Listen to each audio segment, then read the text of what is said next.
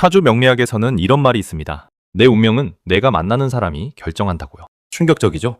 아무리 사주팔자가 좋아도 곁에 있는 사람이 내 기운을 갉아먹으면 운이 막힌다는 겁니다. 오늘 이 영상을 끝까지 보시면 당신의 운을 가로막고 있는 사람이 누구인지 정확히 알게 될 겁니다. 도면 철학에서는 사람을 만나는 것도 인연이라고 합니다. 하지만 모든 인연이 좋은 건 아니에요. 사주에서는 내 기운을 빼앗고 운을 막는 존재를 방해살이 낀 인연이라고 표현하죠. 이런 인연을 제때 정리하지 못하면 아무리 노력해도 운이 트이지 않습니다. 오늘은 사주와 운세의 관점에서 그리고 수천 년 동양 인간관계, 지혜로 꼭 정리해야 할 사람들의 유형을 낱낱이 알려드리겠습니다. 다소 불편하더라도 끝까지 들어주세요.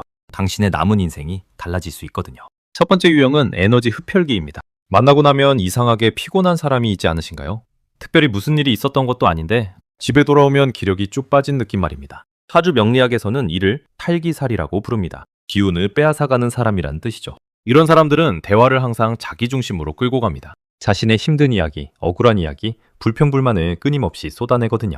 듣는 내내 공감해줘야 하고 위로해줘야 합니다. 정작 내 이야기는 할 틈이 없어요. 운세 전문가들은 이런 사람 곁에 오래 있으면 나의 양기가 소진된다고 경고합니다. 삶의 의욕이 떨어지고 긍정적인 기운이 사라지죠. 만남이 즐거운 게 아니라 의무처럼 느껴지기 시작한다면 그 관계를 반드시 돌아봐야 할 때입니다. 두 번째 유형은 속으로 질투하는 사람입니다. 겉으로는 축하해주는 척하면서 속으로는 배 아파하는 사람이 있습니다. 내가 잘 되면 진심으로 기뻐해주지 않고 은근히 흠을 잡거나 그게 뭐가 대단하냐는 식의 반응을 보이죠. 분명히 느껴지지 않습니까?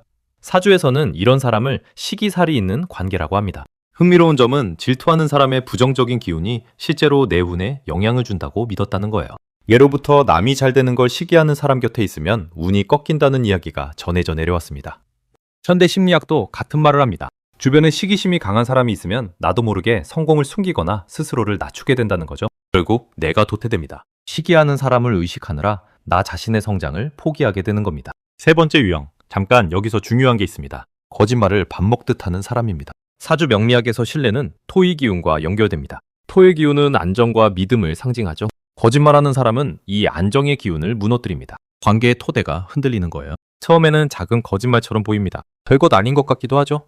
하지만 거짓말은 쌓입니다. 어느 순간 그 사람의 말 중 뭐가 진실인지 모르게 되더라고요. 그 불확실함이 나를 지치게 만듭니다. 더 심각한 건 거짓말하는 사람 곁에 있다 보면 나도 모르게 그 패턴을 배운다는 겁니다. 인간은 환경에 물드는 동물이거든요. 내가 원하지 않아도 조금씩 변해갑니다. 이게 가장 무서운 부분이랍니다. 네 번째 유형은 내 편인 척하지만 뒤에서 험담하는 사람입니다. 앞에서는 친한 척하면서 뒤에서는 내 이야기를 다른 사람에게 떠벌리는 사람이 있습니다. 내 고민을 들어주는 척하면서 그 내용을 여기저기 퍼뜨리죠. 배신이라는 단어가 딱 어울리는 유형이에요. 운세에서는 이런 관계를 이중성을 가진 흉인이라고 표현합니다. 가까울수록 더 큰 상처를 주는 사람이죠.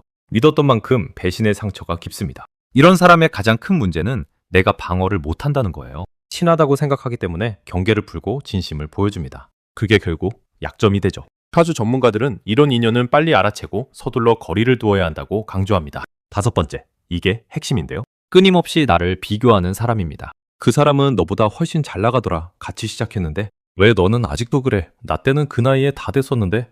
이런 말을 자주 하는 사람 주변에 계시지 않습니까? 사주에서는 비교와 부정이 목의 기운을 꺾는다고 합니다. 목은 성장과 발전을 의미하거든요.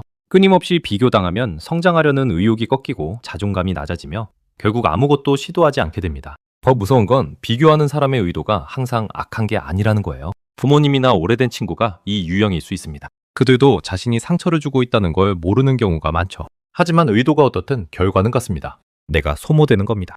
여섯 번째 유형은 상처를 주고도 사과하지 않는 사람입니다. 분명히 잘못했는데 오히려 큰 소리를 치는 사람이 있습니다. 미안하다는 말을 절대 먼저 하지 않죠. 심지어 내가 상처받았다고 말하면 넌 왜 이렇게 예민하냐며 되려 나를 이상한 사람으로 만들어버립니다. 동양 철학에서 사과와 용서는 수의 기운, 즉 관계의 흐름과 관련이 있습니다. 물이 막히면 썩듯이 사과 없이 쌓인 상처는 관계를 썩게 만들거든요. 표면적으로는 유지되는 것 같지만 속으로는 이미 썩어가고 있는 겁니다. 이런 관계에서 오래 있다 보면 나도 모르게 내 감정을 억압하게 됩니다. 상처받아도 말하지 못하고 화나도 참게 되죠. 이게 몸에 쌓이면 결국 병이 됩니다. 운세 전문가들은 이런 관계가 건강운을 해친다고 일관되게 경고합니다.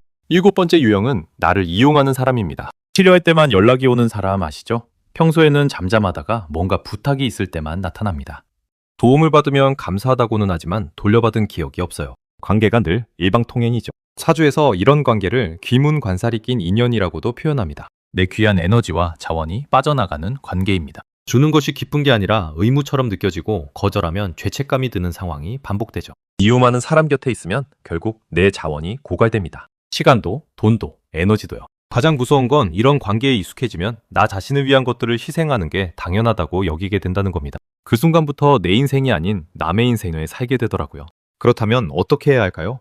갑자기 모든 관계를 끊을 필요는 없습니다. 사주 명리학에서는 급격한 변화보다 점진적인 조정을 더 좋게 봅니다. 먼저 거리를 두는 것부터 시작하세요. 연락 빈도를 줄이고 만남의 횟수를 줄이는 거예요. 그리고 내 에너지를 관찰해 보세요. 어떤 사람을 만나고 나서 기운이 오르는지, 어떤 사람을 만나고 나서 기운이 떨어지는지 살펴보세요.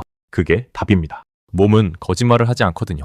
운세 전문가들은 인연 정리를 봄맞이 대청소에 비유합니다. 묵은 것들을 정리해야 새로운 것들이 들어올 공간이 생긴다는 거죠.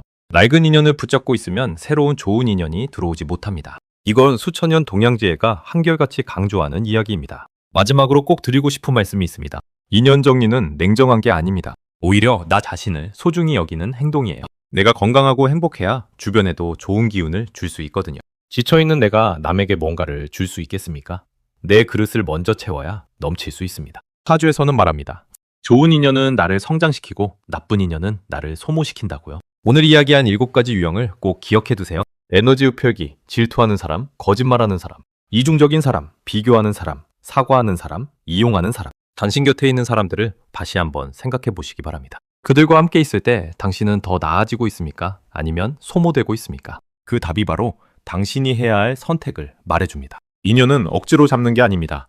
자연스럽게 흐르는 물처럼 머물 곳에 머물고 흘러야 할 곳에 흘러가야 하죠. 오늘부터 당신의 소중한 에너지를 지켜주세요. 그게 바로 내 운을 여는 첫걸음입니다.